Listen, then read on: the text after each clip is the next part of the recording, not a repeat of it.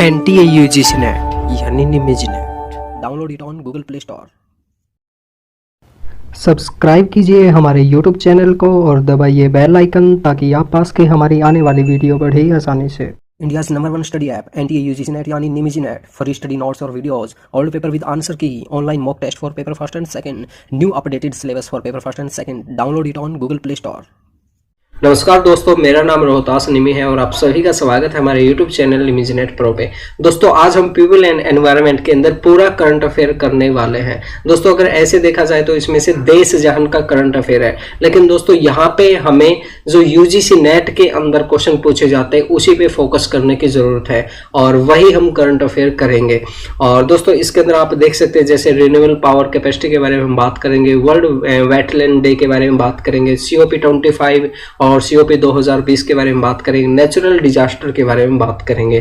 दोस्तों इनमें से काफी क्वेश्चन आज तक रिपीट हुए और इन्हीं में से करंट अफेयर मोस्टली पूछा जाता है पीपल एंड एनवायरनमेंट के बारे में। तो दोस्तों इस वीडियो का पूरा देखना और ध्यान से देखना। दोस्तों अगर आप चाहें तो हमारा पेड कोर्स भी ज्वाइन कर सकते हैं। इसके अंदर हम आपको बहुत अच्छे तरीके से स्टडी करवाएंगे। नंबर 1 पे दोस्तों हम आपको ऑल 10 यूनिट स्टडी नोट्स देंगे न्यू अपडेटेड सिलेबस के अनुसार, प्लस में सितंबर 2020 में जो क्वेश्चन आए हैं उसके अनुसार हमने ये नोट्स तैयार किए हैं। इसके साथ साथ दोस्तों हम आपको ऑल 10 यूनिट के वीडियोस देंगे, एड फ्री वीडियोस आपको मिलने वाली है। इसके साथ साथ नंबर 3 पे दोस्तों हम आपको 2012 से लेके दिसंबर 2019 तक सभी शिफ्ट के क्वेश्चन पेपर हिंदी इंग्लिश में विद आंसर की आपको मिलने वाले हैं। इसके साथ साथ दोस्तों हम आपको 2012 से लेके दिसंबर 2019 तक टीचिंग के क्वेश्चन अलग देंगे, रिसर्च के अलग देंगे, कम्युनिकेशन के अलग देंगे। इस तरह से सभी यूनिट के क्वेश्चन आपको अलग अलग मिलेंगे। इसके साथ साथ दोस्तों हम आपको मोस्ट रिपीटेड होने वाले क्वेश्चन के बारे में बताएंगे, प्लस में आपको नोट्स भी देंगे। इसके साथ साथ दोस्तों फ्री में हम आपको 2012 से लेकर दिसंबर 2019 तक old year question paper second भी देंगे विद आंसर की। और इसके साथ साथ दोस्तों हम आपका लाइव मॉक टेस्ट लेंगे यूट्यूब पे। तो दोस्तों अगर आपको एक कोर्स ज्वाइन करना है तो हमें जल्दी से जल्दी व्हाट्सएप नंबर पर मैसेज कीजिए या फिर लिंक हमने वीडियो डिस्क्रिप्शन बॉक्स में भी दिया हुआ है। दोस्तों सबसे पहले हम बात करते हैं रिन्यूएबल एनर्जी के बारे में बात करते हैं। दोस्तों इसमें से बहुत क्वेश्चन आज तक पूछे जा चुके हैं। अगर आप हमारी और वीडियोस देखना चाहे, पीछे हमने इस पे बनाई हुई है कि रिन्यूएबल एनर्जी में से किस तरह से आज तक क्वेश्चन पूछे गए, तो वो वीडियो आप देख सकते हैं, उससे आपको काफ़ी फायदा मिलेगा। तो दोस्तों अब हम बात करते हैं इससे रिलेटेड कुछ इंपॉर्टेंट इन्फॉर्मेशन की बात करते हैं। ज़्यादा डिटेल में हम बात नहीं करेंगे, इंपॉर्टेंट जानकारी उसी के बारे में बात करेंगे। दोस्तों भारत के अंदर ministry of new and renewable energy ने एक डेटा जारी किया था। उसके अनुसार दोस्तों राजस्थान सौर ऊर्जा का सबसे पहला राज्य है जो सबसे ज्यादा उत्पादित करता है सौर ऊर्जा। उसके बाद में दूसरे नंबर पे आता है दोस्तों जम्मू कश्मीर और तीसरे नंबर पे आता है महाराष्ट्र आता है रिन्यूएबल एनर्जी प्रोडक्शन के मामले में। आगे हम बात करें दोस्तों कुछ और महत्वपूर्ण लक्ष्यों के बारे में बात करें तो 31 मार्च 2020 तक भारत की कुल बिजली उत्पादन क्षमता का 35.86% नवीकरणीय स्रोतों से है। दोस्तों ये चीज हमें ध्यान रखना जरूरी है। 31 मार्च 2020 को कैलकुलेशन हुई थी, उसके अनुसार जितनी भी बिजली बनाई जाती है उसमें 35.86% योगदान किसका है? नवीकरणीय ऊर्जा स्रोतों का योगदान है। और आगे हम बात करें दोस्तों भारत ने 2030 तक इसका लक्ष्य कितना रखा है? दोस्तों 40% लक्ष्य रखा गया है। और आगे हम बात करें दोस्तों सौर ऊर्जा उत्पादन क्षमता 2030 तक सौर क्षमता का 8% होने की उम्मीद है। ये चीज भी आप ध्यान रख सकते हैं। और एक और चीज दोस्तों इसमें ध्यान रखने वाली जरूरी है कि नई दिल्ली के अंदर अभी हुआ था सम्मेलन, अंतर्राष्ट्रीय सौर अलायंस शिखर सम्मेलन हुआ था इसी से रिलेटेड। तो ये क्वेश्चन आ सकता है कि अंतर्राष्ट्रीय सौर अलायंस शिखर सम्मेलन कहाँ हुआ था? तो ये कहाँ हुआ था? नई दिल्ली के अंदर ये हुआ था। आगे हम बात करते हैं दोस्तों नवीकरणीय ऊर्जा स्रोतों से रिलेटेड कुछ और इम्पोर्टेंट जानकारी के बारे में बात करते हैं। तो दोस्तों इसके अंदर देखिए भारत की जो बिजली प्रोडक्शन है उसमें से किस किस का कितना योगदान है उसके बारे में हम बात करते हैं। देखिए जो बिजली बनती है उसके अंदर अक्षय ऊर्जा का योगदान कितना है? दोस्तों 35% योगदान अक्षय ऊर्जा का है। उसके बाद में हम कोयले का जिक्र करें तो इसमें 55% योगदान है। परमाणु ऊर्जा का 2% है और अन्य स्रोतों का योगदान 8% है। दोस्तों बिजली प्रोडक्शन के मामले में ये चीज हमें ध्यान रखना जरूरी है क्योंकि इस तरह के क्वेश्चन पहले पूछे जा चुके हैं। और आगे हम बात करें दोस्तों इसके अंदर जो पेरिस समझौते के अंदर क्या क्या हुआ था उसके बारे में हम बात करते हैं। भारत ने 2030 तक अपने कुल बिजली उत्पादन का 40% गैर जीवाश्म ईंधन से प्राप्त करने का लक्ष्य रखा है, कि जो बिजली उत्पादित हो रही है उसका लक्ष्य ये है कि 40% उत्पादन गैर जीवाश्म ईंधन यानी कि रिन्यूएबल एनर्जी से प्रोडक्शन करने का लक्ष्य रखा गया है। ये चीज़ हमें ध्यान रखना जरूरी है। आगे हम बात करें दोस्तों, ये जैसे हिंदी इंग्लिश में यहाँ पे दे रखा है, हिंदी में यहाँ पे दे रखा है, दोनों की दोनों सेम बात है दोस्तों। जिस दोस्त को हिंदी में पढ़ना है हिंदी में पढ़ सकता है, इंग्लिश में पढ़ना है वो इंग्लिश में पढ़ सकता है। आगे दोस्तों हमारे पास जो मोस्ट इंपॉर्टेंट चीज है वो है दोस्तों 2027 का ब्लूप्रिंट है दोस्तों। ये हमारे लिए बहुत बहुत बहुत ज्यादा इंपॉर्टेंट है और इसमें से पहले भी क्वेश्चन पूछे जा चुके हैं। देखिए 2027 के ब्लूप्रिंट के अनुसार भारत का लक्ष्य नवीकरणीय ऊर्जा स्रोत से 275 गीगावाट बिजली उत्पादित करने का लक्ष्य है। 72 गीगावाट पनबिजली से, 15 गीगावाट परमाणु ऊर्जा से और अन्य स्रोत से कितना लक्ष्य है? 100 गीगावाट का लक्ष्य रखा गया है। ये दोस्तों आप ध्यान रखना, बहुत अच्छे से ध्यान रखना। और इसके अंदर दोस्तों यूजीसी नेट एग्जाम के अंदर कई बार वो 2027 के बारे में पूछ लेते हैं और कई बार वो 2030 के बारे में पूछ लेते हैं। तो अभी हम 2030 के बारे में भी बात करने वाले हैं। आगे हम बात करते हैं दोस्तों, भारत सरकार ने 2022 तक 40 गीगावाट के रूफ टॉप सोलर प्रोजेक्ट की स्थापना करने का लक्ष्य रखा गया है। ये चीज आप ध्यान में रखना दोस्तों। रूफ टॉप सोलर प्रोजेक्ट 2022 में ये लक्ष्य रखा गया है और इससे 40 गीगावाट बिजली प्रोडक्शन का लक्ष्य रखा गया है। आगे हम बात करते हैं दोस्तों, इसके अंदर नवीकरणीय ऊर्जा स्रोत का और जो लक्ष्य है उसके बारे में बात करते हैं। देश की कुल बिजली उत्पादन क्षमता में अक्षय ऊर्जा का हिस्सा 2022 तक बढ़ाकर 18% तक पहुंच जाएगा, जो अभी कितना है 7.8% है दोस्तों। ये क्वेश्चन पहले आ चुका है दोस्तों, इसको आप ध्यान में रखना। अभी लक्ष्य कितना रखा गया है? 18% रखा गया है, लेकिन करंट में कितना है? 7.8% है। आगे हम बात करते हैं दोस्तों, अक्टूबर 2019 के अंदर क्या हुआ? भारत के पास 31 मार्च 2030 तक 450 गीगावाट का नवीकरणीय ऊर्जा लक्ष्य है। ये चीज हमें ध्यान रखना जरूरी है दोस्तों। नवीकरणीय ऊर्जा का लक्ष्य 2030 तक कितना है? 450 गीगावाट है। ये चीज ध्यान रखना आप।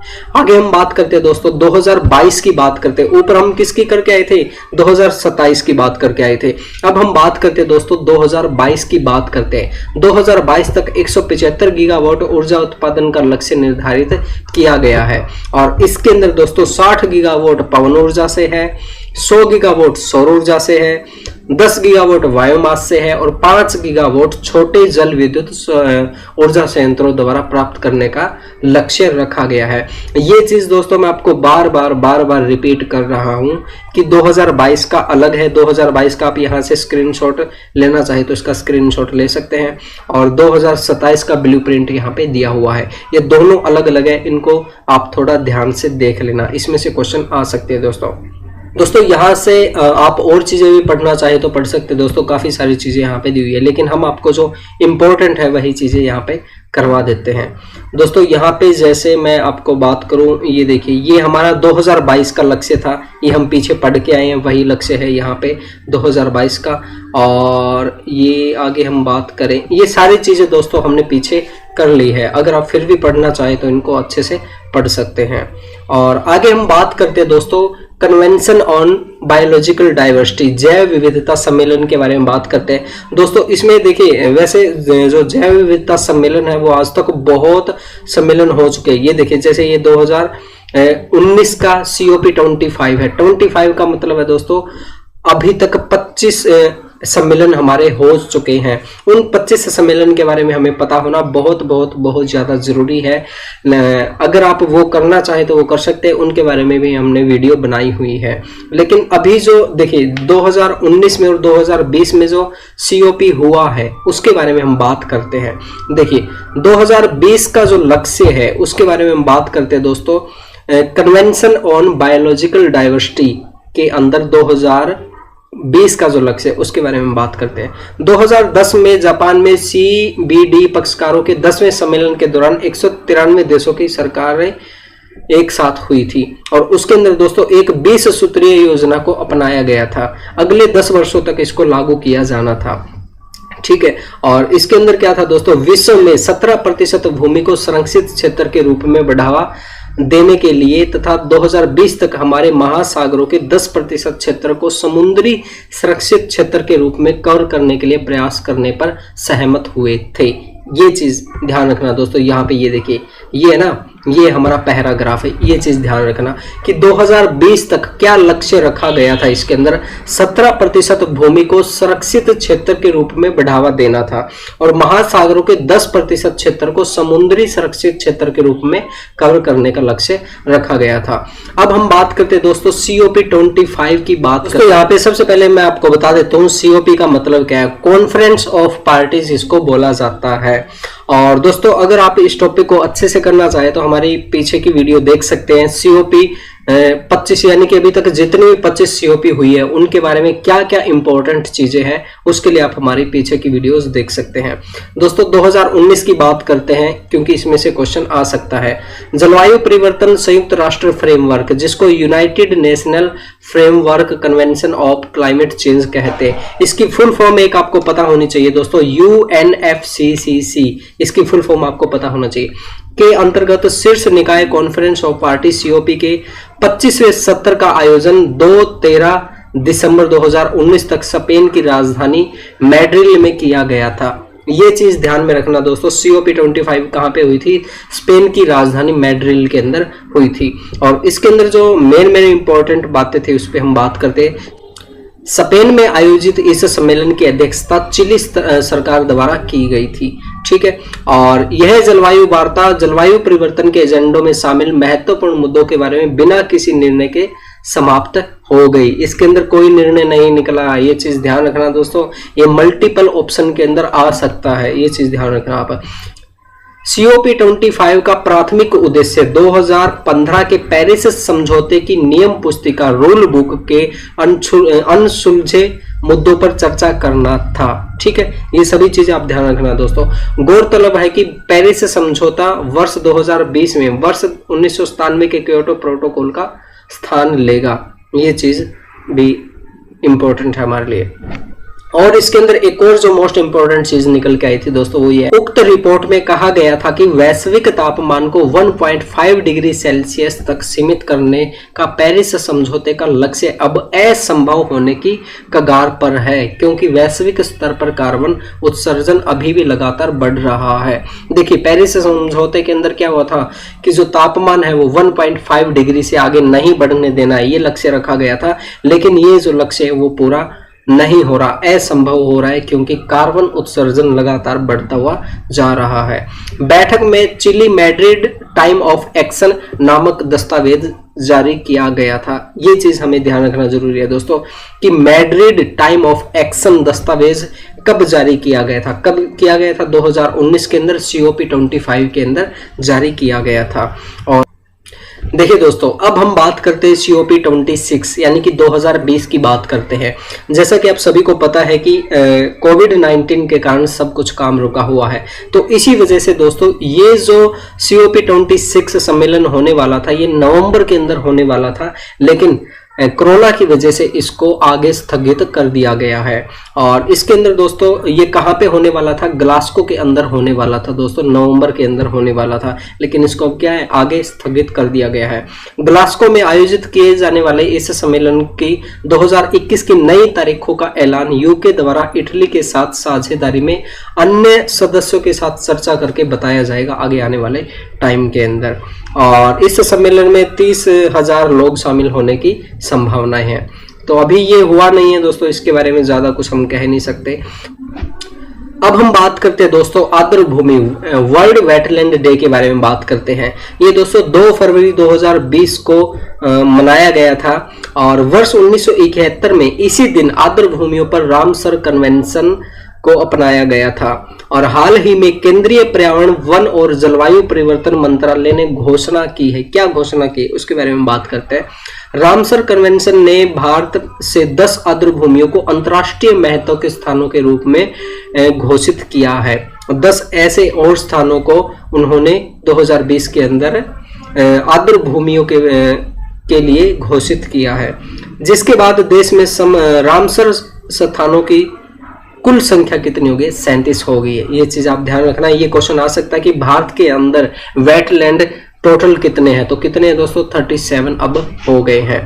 और आगे हम बात करते हैं दोस्तों नेचुरल डिजास्टर के बारे में बात करते हैं दोस्तों। इसमें से पहले क्वेश्चन आ चुके हैं और इसमें से लगभग क्वेश्चन आने की संभावना बनती है। नेचुरल डिजास्टर दोस्तों ये वैसे तो देखिए कभी का भी पूछ सकते हैं, पूरे इतिहास में कभी का भी पूछ सकते हैं, 2004 का, 5 का कभी का भी पूछ सकते हैं, लेकिन हम यहाँ पे लेटेस्ट बात करते हैं। और दोस्तों वैसे हमने इसके अंदर आज तक विश्व में पूरे इतिहास में कौन कौन से नेचुरल डिजास्टर हुए उसके ऊपर हमने वीडियो बना रखी है। अगर वो वीडियो देखना चाहे तो वो वीडियो भी आप देख सकते हैं।